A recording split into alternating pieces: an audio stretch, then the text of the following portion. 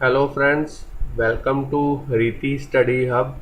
तो आज का जो हमारा टॉपिक है वो है कि डेटा को कैसे सर्च करना है। कॉलम बेस्ड कहने का मतलब आप कोई भी कॉलम के अंदर सर्च कर सकते हैं डेटाबेस के टेबल के अंदर। तो ये मेरे पास एक रनिंग एग्जांपल है जो आज मैं डेटाबेस यूज़ कर रहा हूँ, वो यूज़ कर रहा हूँ माइक्रोसॉफ्ट असेस का डेटाबेस। और इससे पहले जो मैंने video tutorial last time upload किया था उसमें मैंने जो कॉलम की सिलेक्शन थी उसके लिए ड्रॉप डाउन लिस्ट यूज़ की थी। और इस एग्ज़ाम्पल के अंदर मैं आप देख सकते हैं रेडियो बटन यूज़ कर रहा हूँ कॉलम को सिलेक्ट करने के लिए, और वैल्यू को एंटर करने के लिए टेक्स्ट बॉक्स को यूज़ कर रहा हूँ। तो चलिए, ये एक रनिंग एग्जांपल है, पहले मैं इसकी आपको वर्किंग बता देता हूँ और फिर आपको मैं बताता हूँ कितने इजी वे के साथ और एक नए तरीके के साथ जो है काफ़ी सिंपल कोडिंग के साथ आप जो है डेटाबेस के अंदर सर्च कर सकते हैं कॉलम वाइज। तो चलिए, यहाँ पे मैं सिलेक्ट करता हूँ रोल नंबर। मैं रोल नंबर के अकॉर्डिंगली सर्च करना चाहता हूँ, तो यहाँ पे मैं रोल नंबर एंटर करूँगा और जैसे ही मैं सर्च के ऊपर क्लिक करूँगा तो ये डेटाबेस के अंदर जो रोल नंबर वाला कॉलम है उसके अंदर जो है टेक्स्ट की मैचिंग करेगा 1012 के साथ, और उसके रिगार्डिंग जो डेटा है मेरे पास ग्रिड व्यू के अंदर डिस्प्ले होगा। तो ये देखिए आपके सामने जो डेटाबेस से डेटा रिट्रीव हुआ है वो डिस्प्ले हो चुका है। अगर मैं यहाँ से स्टूडेंट को सर्च करूँगा तो यहाँ पे मैं विकास लिखता हूँ और इसको सर्च कर देता हूँ। तो देखिए विकास के रिगार्डिंग जो डेटा है वो मेरे पास अवेलेबल हो चुका है। अगर मैं क्लास के अकॉर्डिंगली सर्च करना चाहता हूँ तो यहाँ मैं क्लास का नेम लिख देता हूँ और जैसे ही सर्च के ऊपर क्लिक करूँगा तो देखिए एमसीए के रिगार्डिंग जो डेटा है वो सारा मेरे पास डिस्प्ले हो चुका है। तो इस तरह की एग्जांपल जो है आपने आज जो है क्रिएट करनी सीखनी है। तो चलिए देखते हैं कैसे हमने ये वाली एग्जांपल जो है डेवलप करनी है। तो सबसे पहले मैं इसको क्लोज़ कर देता हूँ और इसको मैं क्लोज कर देता हूँ इस सोल्यूशन को।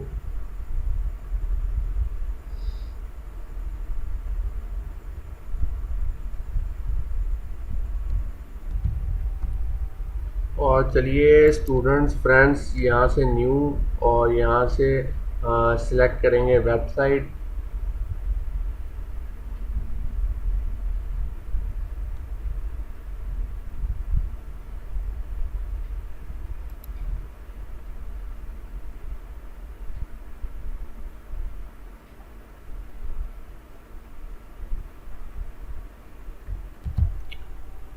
अब हमने सेलेक्ट करना है ASP.NET वेबसाइट और यहाँ पे हम कॉलम का नेम दे सकते हैं, सॉरी फोल्डर का नेम दे सकते हैं। तो फोल्डर का नेम मैं लिखूँगा column wise search radio button और इसको ओके कर देता हूँ।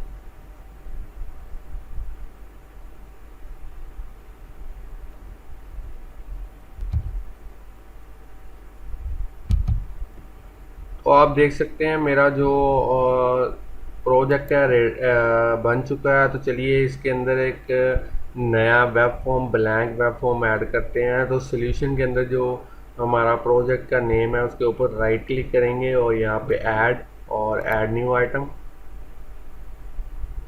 और यहाँ से सिलेक्ट करेंगे वेब फॉर्म और यहाँ पे आप वेब फॉर्म का नेम भी दे सकते हैं, मगर मैं डिफ़ॉल्ट नेम ही रहने देता हूँ और इसको ऐड कर देता हूँ अपने प्रोजेक्ट के अंदर।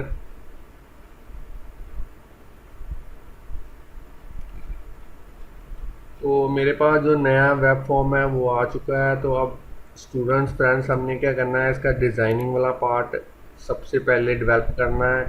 तो डिज़ाइन के ऊपर क्लिक करेंगे और यहाँ पे टूल बॉक्स में से डिफरेंट डिफरेंट कंट्रोल्स को यूज़ करेंगे। तो सबसे पहला जो कंट्रोल है वो है लेबल कंट्रोल। तो इसको डबल क्लिक करने से ये वेब फॉर्म के ऊपर इंसर्ट हो जाएगा और यहाँ से उसकी हम कुछ प्रॉपर्टीज़ जो है वो चेंज करेंगे। तो सबसे पहले जो प्रॉपर्टी है वो है टेक्स्ट प्रॉपर्टी। तो टेक्स्ट प्रॉपर्टी में मैं लिख दिया है हरिती स्टडी। अब तो ये जस्ट चैनल की प्रमोशन के लिए यूज़ कर रहा हूँ, आप अपने अकॉर्डिंगली जो टेक्स्ट है वो टाइप कर सकते हैं। तो इसको मैं कर देता हूँ एक्स्ट्रा लार्ज और यहाँ पे मैं लिख देता हूँ एक लेबल और इंसर्ट करेंगे और उसके अंदर लिखेंगे search data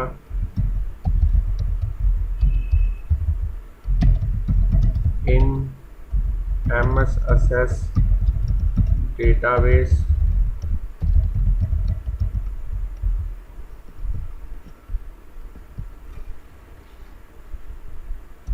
using ASP.NET C#। और इसका जो कलर है वो चेंज कर देते हैं। मैं यहाँ से सिलेक्ट करूँगा कलर रेड, और इसका फ़ॉन्ट थोड़ा सा चेंज कर देते हैं। तो चलिए अब हमने जो है एक टेबल को इंसर्ट करना है यहाँ, जिसकी 3 रोज होंगी और 2 कॉलम्स होंगे, और इसको थोड़ा सा रीसाइज कर देते हैं। तो यहाँ पे मैं लिखूँगा सर्च बाय।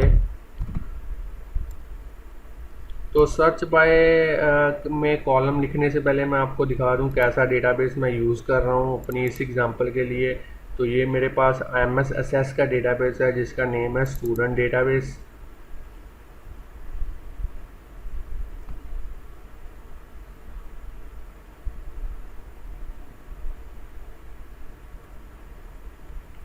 तो देखिए स्टूडेंट डिटेल नाम का मैंने एक टेबल क्रिएट किया हुआ है एसेस के अंदर। तो इसका मैं आपको डिज़ाइनिंग वाला पार्ट, डिज़ाइन व्यू दिखा देता हूँ। तो 5 कॉलम मैंने यूज़ किए हैं।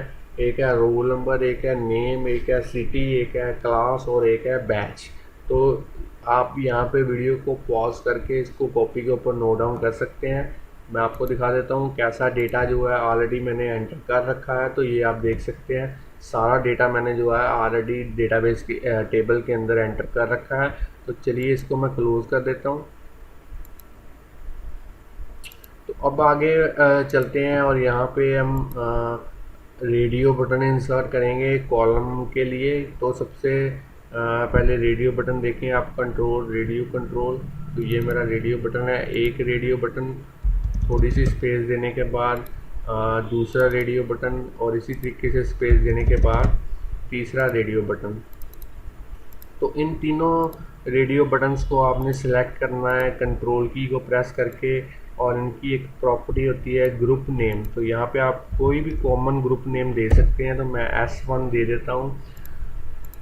तो यहाँ पे अब हम इसकी टेक्स्ट प्रॉपर्टी को चेंज करेंगे। पहले लिखेंगे रोल नंबर, और दूसरे रेडियो बटन के अंदर लिखेंगे स्टूडेंट नेम, और तीसरे रेडियो बटन के अंदर हम लिखेंगे उसकी क्लास, और यहाँ पे हम लिखेंगे सर्च टेक्स्ट, और यहाँ पे इंसर्ट करेंगे एक टेक्स्ट बॉक्स जो डेटा को सर्च करने के लिए होगा। तो इसी तरीके से यहाँ पे हम एक बटन इंसर्ट करेंगे, और बटन का जो टेक्स्ट है वहाँ पे लिखेंगे सर्च। और इसके बाद में सर्च करने के बाद में जो हमारे पास मैसेज डिस्प्ले करवाना है हमने, उसके लिए एक लेबल इंसर्ट करेंगे। तो इस लेबल को स्टार्टिंग के अंदर हम ब्लैंक कर देंगे टेक्स्ट प्रॉपर्टी को, और इसकी जो फोरग्राउंड कलर है उसको ग्रीन कर देंगे। और सारे टेबल को सिलेक्ट कीजिए, और इसका जो बैकग्राउंड है अपने अकॉर्डिंगली आप चेंज कर सकते हैं। तो इसका बॉर्डर जो है 1 कर दूँगा। 1 करने से आपका जो ये बॉर्डर लाइन है काफ़ी थिक हो जाएंगी और देखने में अच्छी लगेंगी। और अब हमारा जो अगला नेक्स्ट स्टेप है वो काफ़ी इंपॉर्टेंट है। उसके लिए हम यूज़ करेंगे एक, हमारे पास ग्रिड व्यू कंट्रोल है। तो ग्रिड व्यू डेटा को डिस्प्ले करने के लिए यूज़ करेंगे। तो यहाँ पे इंसर्ट करते हैं ग्रिड व्यू। तो ग्रिड व्यू को कॉन्फ़िगर करने से पहले हम जितने कॉलम यूज़ कर रहे हैं, जैसे मैंने यहाँ पे 3 कॉलम यूज़ किए हैं, तो मैं तीनों की कनेक्टिविटी करवाने के लिए SQL डेटा सोर्स 3 बार यूज़ करूँगा। तो सबसे पहले को मैं कॉन्फ़िगर करता हूँ, और यहाँ पे कॉन्फ़िगर डेटा सोर्स के ऊपर क्लिक करेंगे, और यहाँ पे न्यू के ऊपर क्लिक करना है, और यहाँ पे करेंगे चेंज, और यहाँ से सिलेक्ट करेंगे माइक्रोसॉफ्ट असेस डेटाबेस फाइल, और इसके बाद में यहाँ से सिलेक्ट करेंगे उस फाइल को जिसके अंदर हमने जो है MS Access का डेटाबेस क्रिएट किया है। तो ये मेरे पास वो फाइल है स्टूडेंट डेटाबेस। और चलिए इसका यूज़र नेम और पासवर्ड ब्लैंक कर देते हैं, और एक बार टेस्ट करके देख लेते हैं कनेक्शन बिल्कुल ठीक है। तो चलिए ओके के ऊपर क्लिक करते हैं। अब हमारा जो नेक्स्ट स्टेप है वो है नेक्स्ट करना है हमने 2 बार, और यहाँ से हम सिलेक्ट करेंगे स्टूडेंट डिटेल जो ऑलरेडी आ चुका है। अब हमारी जो इम्पोर्टेंट जो ऑप्शन है वो है वेयर क्लोज, और यहाँ से सिलेक्ट करेंगे रोल नंबर पहले कॉलम के लिए, और यहाँ से ऑपरेटर इक्वल टू, क्योंकि ये इंटीजर वैल्यू होगी तो यहाँ से सिलेक्ट करेंगे टेक्स्ट बॉक्स 1 और ऐड कर देंगे इसको अपने वेयर क्लॉज के अंदर, और इसको ओके करेंगे और नेक्स्ट और फिनिश।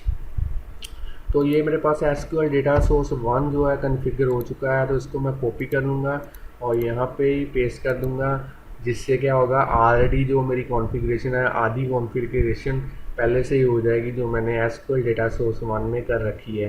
तो चलिए इसको भी कन्फिगर कर लेते हैं नेक्स्ट, और यहाँ से सिलेक्ट करेंगे टेबल का नेम वेयर, और यहाँ से सिलेक्ट करेंगे स्टूडेंट का नेम एस नेम, और यहाँ से लाइक, और यहाँ पे आप कंट्रोल, यहाँ पे टेक्स्ट बॉक्स 1 और इसको कर देंगे ऐड और ओके।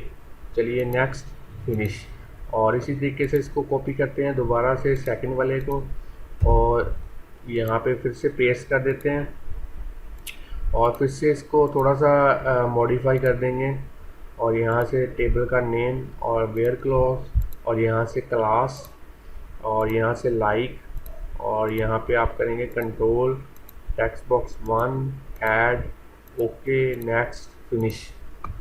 तो ये मेरे तीनों जो एसक्यूएल डेटा सोर्स हैं वो कॉन्फ़िगर हो चुके हैं। तो चलिए ग्रिड भी कॉन्फ़िगर कर लेते हैं, और यहाँ से सिलेक्ट करेंगे अपने अकॉर्डिंगली जो आपका जो बढ़िया सा टेम्पलेट है वो यूज़ कर सकते हैं। और यहाँ से एसक्यूएल डेटा सोर्स 1 और इसकी जो एम्प्टी प्रॉपर्टी है एम्प्टी डेटा टेक्स्ट, वहाँ पे लिखेंगे नो रिकॉर्ड फाउंड। अगर कोई भी रिकॉर्ड फाउंड नहीं होगा तो ये मैसेज डिस्प्ले होगा ग्रिड व्यू के अंदर। और चलिए इसको रीसाइज कर देते हैं, और अगर आप चाहते हैं इसके अंदर और मॉडिफिकेशन करनी तो आप कॉलम का नेम जो है हेडर टेक्स्ट के अंदर दे सकते हैं। जैसे यहाँ पे लिख सकते हैं अपने अकॉर्डिंगली रोल नंबर, यहाँ पे स्टूडेंट का नेम, यहाँ पे सिटी है, क्लास है, बैच है, इसको ओके कर देते हैं। और चलिए स्टार्टिंग के अंदर जब हमने इसको रन करना है प्रोजेक्ट को, तो इसकी विजिबिलिटी जो है फॉल्स कर देनी है, बाद में हम इसको विजिबिलिटी ट्रू कर देंगे। तो चलिए अब हमने जो मेन कोडिंग करनी है वो काफ़ी इजी है। तो सर्च बटन के ऊपर डबल क्लिक करेंगे तो हमारे पास जो है कोड विंडो ओपन हो जाएगी। तो इसके अंदर बटन क्लिक के अंदर हमने जो कोडिंग करनी है वो ऑलरेडी मैंने कर रखी है। तो ये सारी कोडिंग मैं आपको वीडियो के डिस्क्रिप्शन में दे दूँगा, तो आप वहाँ से कॉपी कर सकते हैं। तो इसको मैं कॉपी कर लेता हूँ और यहाँ पे कर देता हूँ पेस्ट। काफ़ी इजी कोडिंग है, जस्ट रेडियो बटन को चेक करवाना है कि अगर रेडियो बटन 1 सिलेक्ट है तो डेटा सोर्स आईडी को ब्लैंक कर देना है, और डेटा सोर्स को एसक्यूएल डेटा सोर्स 1 कर देना है, विजिबिलिटी ट्रू कर देनी है, और बाइंड डेटा दोबारा से कर देना है, और लेबल 3 के अंदर जो है काउंटिंग प्रिंट करवा देनी है ग्रिड व्यू की रोज़ की, और लिख देना है रिकॉर्ड फाउंड साथ में। तो चलिए हमारा प्रोजेक्ट जो है रेडी है, और इसको रन करके देखते हैं।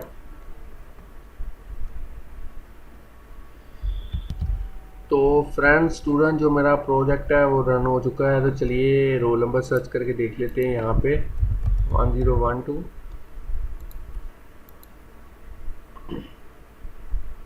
तो ये देखिए 1012 के रिगार्डिंग डेटा जो है मेरे पास अवेलेबल हो चुका है। तो प्रोजेक्ट काफ़ी अच्छे तरीके से रन हो रहा है। तो यहाँ पे मैं एक क्लास को सर्च करके देख लेता हूँ दोबारा से। तो ये देखिए एमटेक के रिगार्डिंग जो डेटा मेरे पास अवेलेबल हो चुका है। तो इस तरीके से आप जो है बड़े ही इजी वे के साथ और सिंपल सी कोडिंग के साथ आप जो है अपना प्रोजेक्ट रेडी कर सकते हैं regarding column wise search in database. तो thanks friends for watching videos. अगर आपको ये वीडियो अच्छी लगी है तो फीडबैक के लिए लाइक बटन ज़रूर प्रेस कीजिए, और हमें कमेंट के थ्रू बताएं कि आपको जो लर्निंग है आपकी ASP.NET की वो कैसे चल रही है, कैसे हेल्पफुल रिद्धि स्टडी हब के जो वीडियोज़ हैं वो आपकी हेल्प कर रहे हैं। तो once again thanks for watching videos.